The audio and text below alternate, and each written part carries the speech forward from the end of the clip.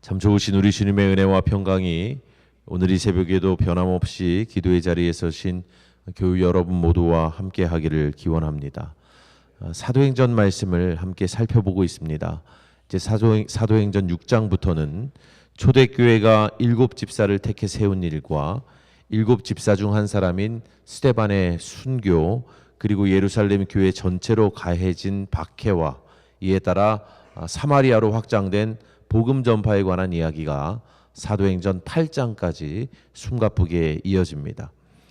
그 가운데서도 오늘 우리가 함께 읽은 본문 말씀은 그 유명한 스데반의 연설 중 일부에 해당되는 내용입니다.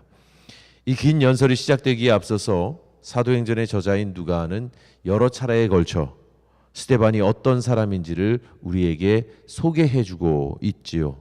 6장 5절에서는 스데반을 일컬어서 믿음과 성령이 충만한 사람이라고 소개합니다.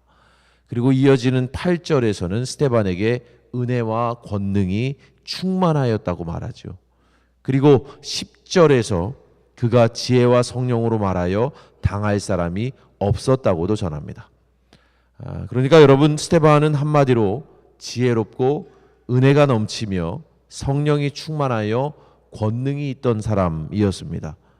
뿐만 아니라 스데반의 얼굴이 마치 천사의 얼굴과도 같았다고 누가는 그렇게 전하죠. 이처럼 스데반은 하나님의 영이 그 속에 가득하여서 천사처럼 신령한 빛이 그 얼굴에서 드러나는 참으로 거룩한 하나님의 사람이요 일꾼이었습니다. 그러한 스데반을 당해낼 재간이 없었던 자들은 거짓 증인들을 세워서 두 가지의 가짜 혐의를 스데반에게 씌워 공의에 고발했지요. 첫째는 스데반이 모세의 율법에 위배되는 이야기를 했다는 것, 그리고 둘째는 그가 성전을 비판하여 말했다는 것입니다. 이에 억울하게 공의 앞에 선 스데반은 이 모든 혐의가 사실이냐라고 묻는 대제사장의 물음에 응답하여서 바로 오늘 함께 읽은 본문의 변론을 시작하게 되는 것이죠. 자, 그렇다면 여러분, 스데반은 과연 어떠한 논리와 어떠한 주장으로 자신의 무고함을 입증하고 있습니까? 참으로 놀랍게도 스데반의 변론은 이스라엘의 과거 역사에 대한 회고로부터 시작하고 있습니다. 그는 믿음의 조상인 아브라함의 이야기로부터 말문을 열지요. 그리고는 이어서 빠르게 요셉의 이야기로 넘어갑니다. 여기 오늘 본문 스데반의 연설 속에 실린 아브라함과 요셉의 이야기들을 우리는 모르는 바가 아니죠. 아브라함과 요셉의 인생 여정을 우리는 익히 잘 알고 있습니다. 그렇다면 왜 구태여 이런 뻔한 이야기를 지금 스데반은 그 중대한 변론의 자리에서 하고 있는가, 우리는 생각해 보아야 하죠. 물론 사도행전 7장 53절까지 이어지는 스데반의 긴 연설을 다 읽고 나면 우리는 그 모든 이야기의 기승전결을 이해하게 될 것입니다. 그러나 적어도 1절부터 16절까지 이어지는 오늘 본문 말씀 안에서 우리가 깨달아야 할 중요한 사실이 한 가지 있습니다. 그것은 바로 하나님의 이니셔티브, 곧 하나님의 주도권입니다. 여러분, 오늘의 본문 말씀 속 스데반의 연설을 유의 깊게 읽다 보면 우리 눈에 들어오는 표현들이 있지요. 2절, 하나님이 그에게 보이셨고, 4절, 하나님이 그를 옮기셨고, 6절, 하나님이 말씀하셨고, 7절, 하나님이 심판하시고, 9절, 하나님이 함께 계셨다. 여러분, 이처럼 일관되게 하나님을 주어로 삼은 문장들이 우리에게 알려주는 사실이 있습니다. 이스라엘의 역사는 곧 하나님의 역사라는 것입니다. 곧 하나님께서 그들의 역사를 주도적으로 이끌어 오셨다는 것이죠. 바로 처음 때로부터 말입니다. 여러분, 우리는 바로 이것을 깨달아야 합니다. 실로 하나님 백성의 역사는 그들 자신의 능동적인 역사가 아니라 그들을 당신의 것으로 삼으신 하나님의 주도적인 역사라는 사실을 말입니다. 그러하기에 하나님의 백성된 우리의 인생도 또한 우리 삶의 역사도 모두 다 하나님의 주도권 아래에 있는 것을 우리는 믿고 고백해야 합니다. 우리는 종종 하나님이 하셨습니다, 하나님이 하셨습니다 라는 말로 우리의 신앙을 고백해 왔습니다. 그 짧은 말 속에는 참 많은 것들이 내포되어 있습니다. 하나님이 우리에게 보이셨고, 하나님이 우리를 옮기셨고, 하나님이 우리에게 말씀하셨고, 하나님이 우리를 심판하기도 하시고, 하나님이 우리와 함께 계신다는 모든 상황적인 의미들이 바로 그 하나님이 하셨다라는 말 안에 들어있는 것이죠. 때문에 우리는 말로만이 아니라 진정으로 온 삶으로 우리를 이끌어 가시는 하나님의 주도권을 인정해야 합니다.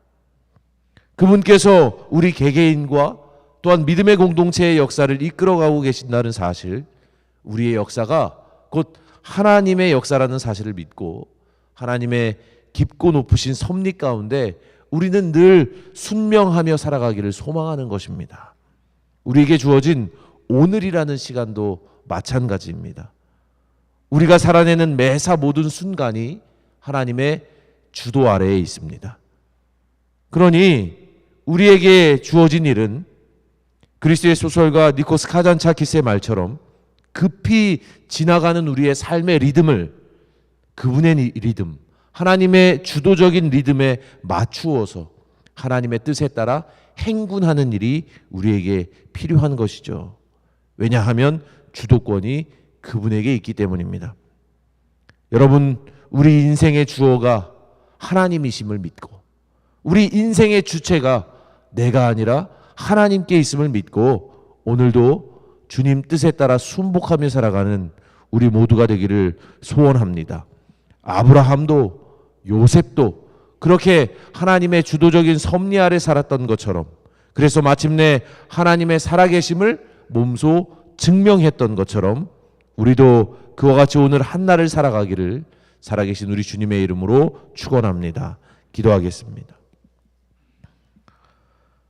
하나님, 이스라엘의 역사가 곧 주님의 역사이셨던 것처럼 우리 삶의 걸음도, 우리 인생의 모든 역사도 하나님께 달려있음을 믿고 고백합니다. 주님이 하셨습니다. 그저 말로만 고백하는 신앙이 아니라 우리의 삶으로 살아내는 고백이 되게 하여 주시고, 매사 모든 일에 있어서 하나님 뜻에 순복하고 하나님의 주도권을 인정하며 겸손히 행하는 우리의 모든 삶이 되게 하여 주시옵소서. 우리의 삶의 주어가 되시고 우리 인생의 주체가 되시는 하나님을 늘 기억하면서 오늘도 맡겨진 삶의 자리에서 하나님의 뜻을 쫓기에 최선을 다하는 우리 모두가 되게 하여 주시고, 이를 통해 세상 가운데 하나님의 놀라우신 인도하심을 드러내는 주의 자녀들 되게 하여 주시옵소서. 오늘 이 새벽에도 기도의 자리에 나와 성실하게 하나님을 앙망하며 기도하는 자들을 기억하여 주시고, 여러 기도의 제목들과 마음의 소원들이 있습니다.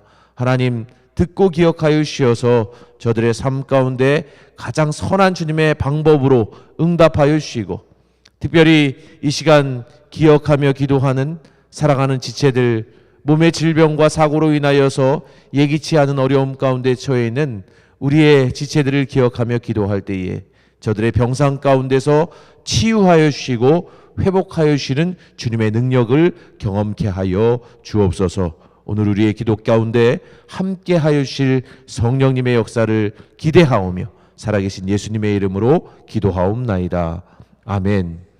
하늘에 계신 우리 아버지여, 이름이 거룩히 여김을 받으시오며 나라가 임하시오며 뜻이 하늘에서 이루어진 것 같이 땅에서도 이루어지이다.